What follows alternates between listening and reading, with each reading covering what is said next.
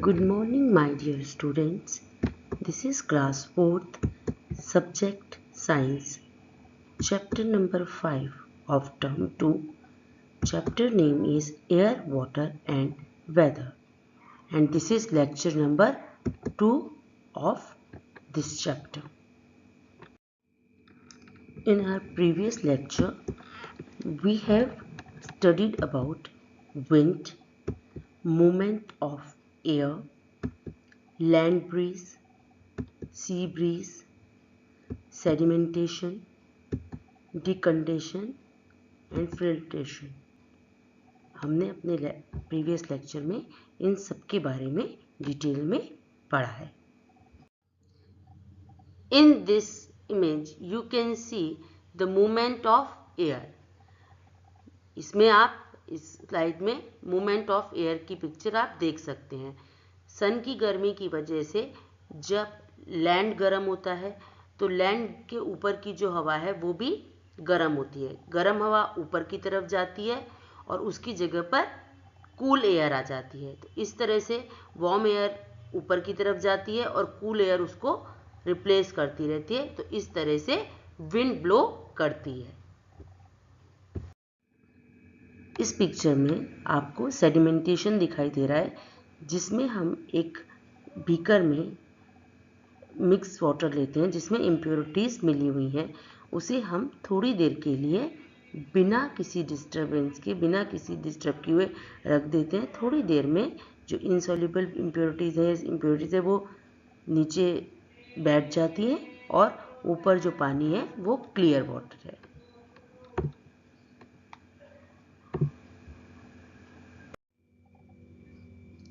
इस स्लाइड में आपको डिकंडेशन जो प्रोसेस है वो दिख रहा है. इसमें हमने एक जो सेडिमेंटेशन से हमें जो वाटर मिला था उस बीकर को हम बीकर से हम एक दूसरे क्लियर बीकर में पानी को डाल रहे हैं, जिससे कि जो सेडिमेंटेशन से जो हमें पानी मिला है, क्लियर वाटर मिला है, वो एक बीकर में कलेक्ट हो जाए. ये क्लियर वाटर है और इसे हम एक ग्लास रॉड की हेल्प से डालते हैं ताकि जो इम्प्योरिटीज हैं वो नीचे ही रह जाएं और हमें क्लियर वाटर मिल जाए. Filtration. To make sure that there is no mud or any particle after decondension, water can also be filtered. This process is known as filtration. Filtration में हम क्या करते हैं ये देखने के लिए कि सेडिमेंटेशन के बाद डिकंडेशन हुआ, डिकंडेशन के बाद भी कोई मड या कोई इम्प्योरिटीज़ का पार्टिकल ना रह जाए, इसके लिए हम इस पानी को जो हमें डिकंडेशन से मिलता है उसे फिल्टर करते हैं. फिल्टर करना मीन्स छानना. इस प्रोसेस को हम फिल्ट्रेशन कहते हैं. इसमें आपको जैसे पिक्चर में दिख रहा है एक रॉड लगी हुई है. रॉड के ऊपर हमने एक फनल है जिससे कि छानेंगे पानी को, उसे लगाया है और डिकंडेंट वाटर हम इसमें उसको उस बीकर को इस फिल्टर के थ्रू छानेंगे और जो नीचे आपको फिल्टर दिख रहा है उसमें आपको नीचे जो आपको बीकर दिख रहा है उसमें आपको क्लियर वाटर मिल जाएगा. इस प्रोसेस को फिल्ट्रेशन कहते हैं. तो इस तरह से सेडिमेंटेशन, डिकंडेशन और लास्ट में फिल्ट्रेशन से हमें बिल्कुल प्योर वाटर, क्लियर वाटर मिलता है. How to make water fit for drinking. हम पानी को पीने लायक कैसे बना सकते हैं. Boiling. By boiling the water and then filtering we can make it fit for drinking, as boiling kills the microorganisms present in the water. Boiling से हम पानी को पहले अच्छे से बॉईल करते हैं और फिर उसे फिल्टर कर लेते हैं, मीन्स उसे छान लेते हैं. इससे पानी के अंदर जो माइक्रो ऑर्गेनिज्म हैं वो ख़त्म हो जाते हैं और पानी पीने लायक हो जाता है। Chemicals. By adding certain chemicals such as chlorine, potassium permanganate, etc., which do not harm us but it can kill the microorganism present in the water. We can purify water to make it safe for drinking. Chemical से हम कुछ chemical जैसे chlorine and potassium permanganate, POTASSIUM potassium, PERMANGANATE potassium permanganate, हम इन chemicals को पानी में मिला देते हैं। इससे माइक्रो ऑर्गेनिज्म जो वाटर में होते हैं वो ख़त्म हो जाते हैं और पानी हमारे पीने के लिए सेफ बन जाता है और इनके मिलाने से, इन केमिकल्स के मिलाने से कोई हार्म नहीं होता। Properties of pure water. Pure water की क्या क्या प्रॉपर्टीज होती हैं? प्योर वाटर इज कलरलेस और ट्रांसपेरेंट। प्योर वाटर कलरलेस होता है या ट्रांसपेरेंट होता है, मीन्स इसका अपना कोई कलर नहीं होता। Pure water is odourless and tasteless. Pure water में कोई भी स्मेल या किसी भी तरह की कोई गंध नहीं होती और ये टेस्टलेस होता है, इसका अपना कोई टेस्ट नहीं होता। Many substances get dissolved in water, so water is known as universal solvent. Dissolve, DISSOLVE, dissolve, dissolve means घुलना, and UNIVERSAL, universal, SOLVENT, solvent। इसका मतलब ये है कि बहुत सी जो सब्सटेंस है, बहुत सी जो चीज़ें हैं वो पानी में डिज़ोल्व हो जाती हैं, घुल जाती हैं और इसी वजह से पानी को यूनिवर्सल सॉल्वेंट, मतलब ऐसा सॉल्वेंट मतलब जिसमें कोई भी चीज़ घुल जाती है। आपने देखा है हम कुछ ऐसी चीज़ें होती हैं जो पानी में डालते हैं तो वो क्या होता है, पानी के अंदर घुल जाती हैं, ऐसे लग जाता है कि ये इसी के अंदर घुली हुई है। तो ये यूनिवर्सल सॉल्वेंट है। बहुत सी चीज़ें हैं जो पानी में आसानी से घुल जाती हैं, इसीलिए इसे यूनिवर्सल सॉल्वेंट कहते हैं। Change of state of water. Water का एक स्टेट मतलब एक रूप से दूसरे रूप में चेंज होना। Water exists in 3 forms in the nature. They are solid, liquid and gas. पानी बाय नेचर 3 तरह से हमें मिलता है, एग्जिस्ट करता है, सॉलिड फॉर्म में, लिक्विड फॉर्म में और गैस के फॉर्म में। The solid form of water is ice, its liquid form is water itself and gaseous form is water vapor. Solid form में आइस के रूप में मिलता है, लिक्विड के फॉर्म में वाटर के रूप में ही मिलता है और गैस के फॉर्म में वाटर वेपर के रूप में मिलता है। Water can be changed from one form to another by heating और कूलिंग। पानी एक स्टेट से दूसरी स्टेट में भी चेंज हो सकता है, या तो गर्म करके हीट दे के या उसे कूल करके, ठंडा करके। तो इस तरह से पानी एक फॉर्म से दूसरे फॉर्म में चेंज हो जाता है। Evaporation.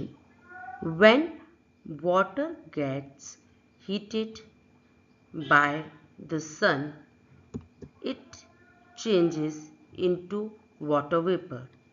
This change of water into water vapor is known as evaporation. EVAPORATION, evaporation.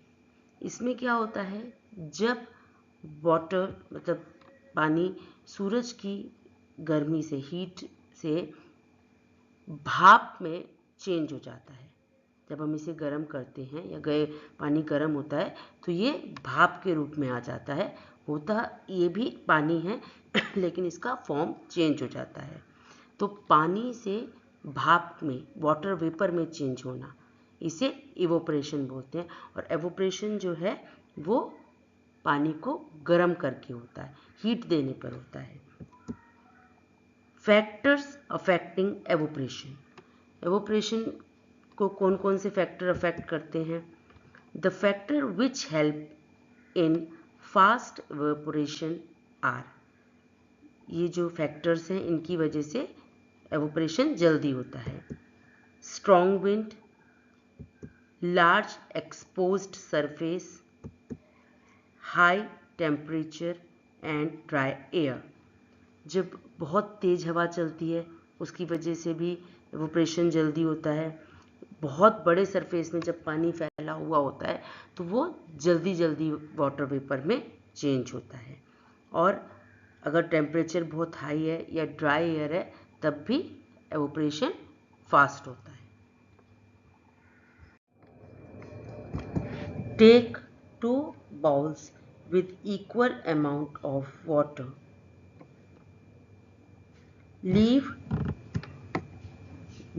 one bowl in your room and the other in the open under sunlight. Observe both the bowls after 3-4 hours. आप 2 bowl लीजिए जिसमें equal water डालिए, दोनों ही bowls में equal water डालिए.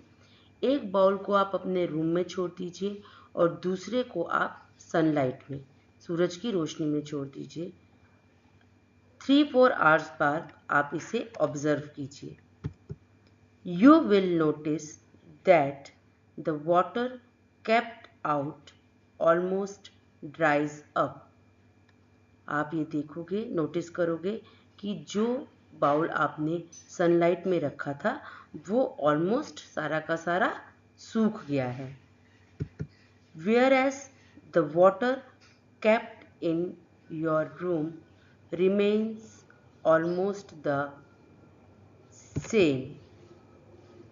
This shows that the rate of evaporation increases with the increase of temperature.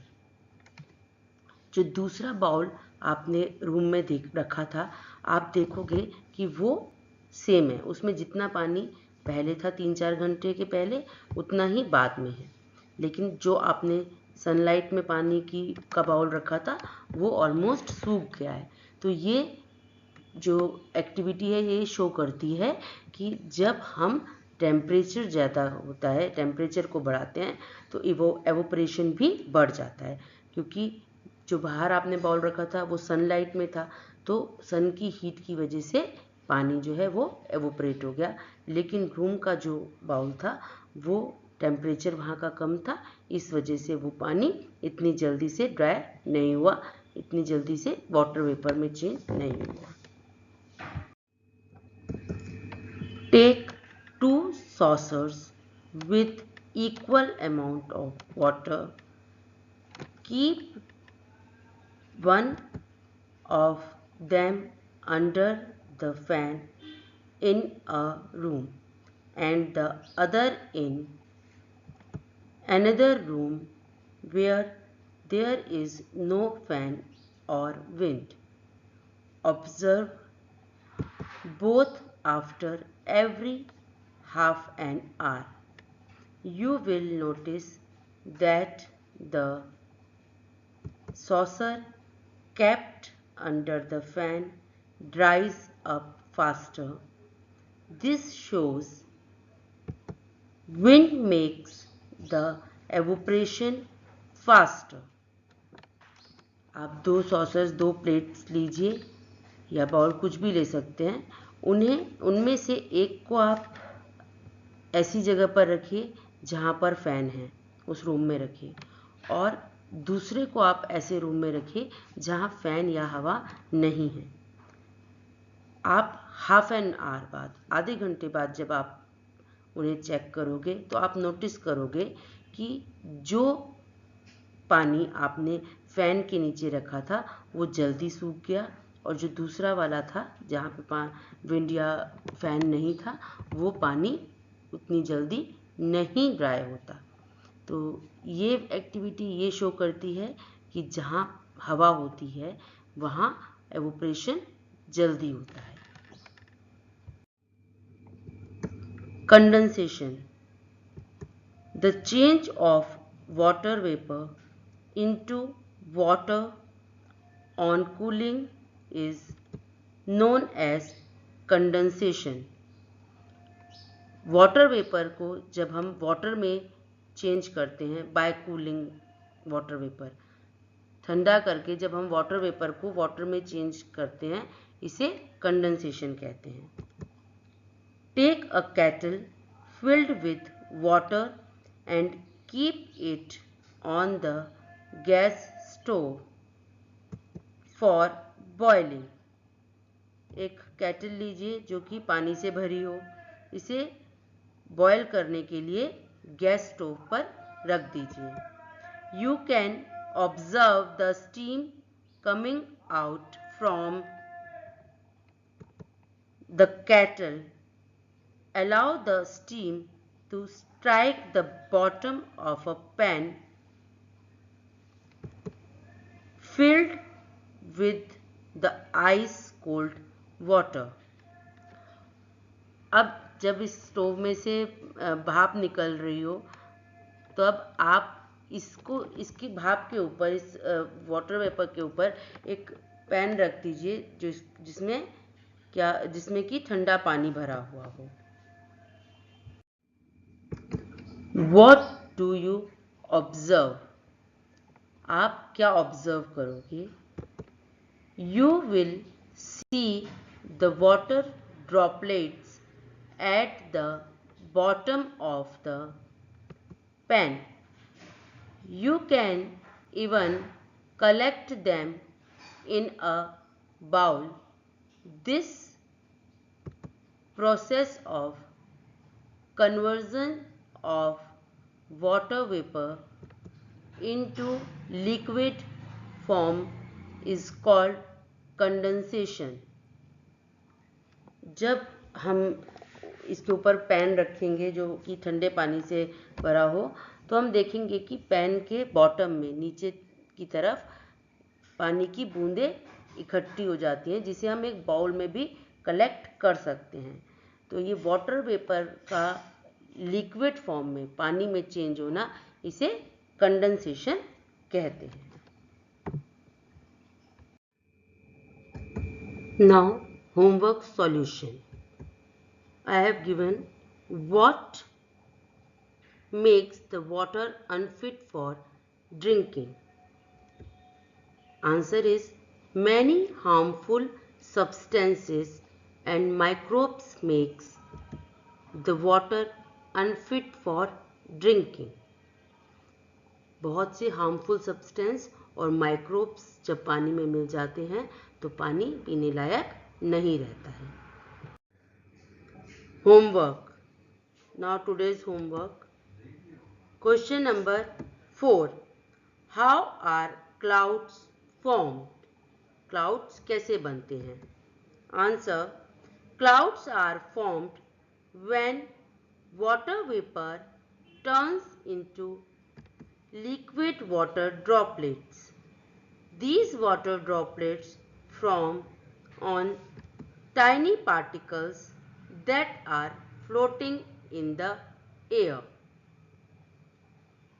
जब water vapour जो होती है वो कूल होके, ठंडे होके वाटर वेपर में या छोटे छोटे वाटर ड्रॉपलेट्स में चेंज हो जाती है। और ये छोटे छोटे जो वाटर ड्रॉपलेट्स हैं, जो वाटर पार्टिकल्स हैं, ये एयर में फ्लोट करते रहते हैं, एयर में तैरते रहते हैं और ये कलेक्ट हो जाते हैं, इसी से क्लाउड्स बनते हैं। Question number 5, name any 4 methods to purify water. Answer, we can purify water by sedimentation,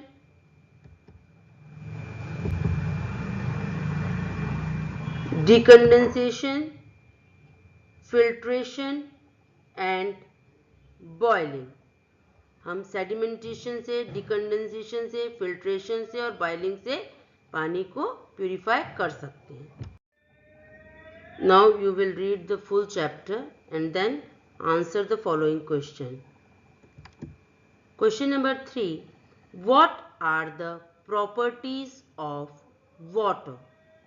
आपको water की properties लिखनी है। Question number 5, define the following: condensation and evaporation। आपको condensation और evaporation इन दोनों को डिफाइन करना है, इनकी डेफिनेशन लिखनी है। So this is all about today's lecture. Take care, good bye.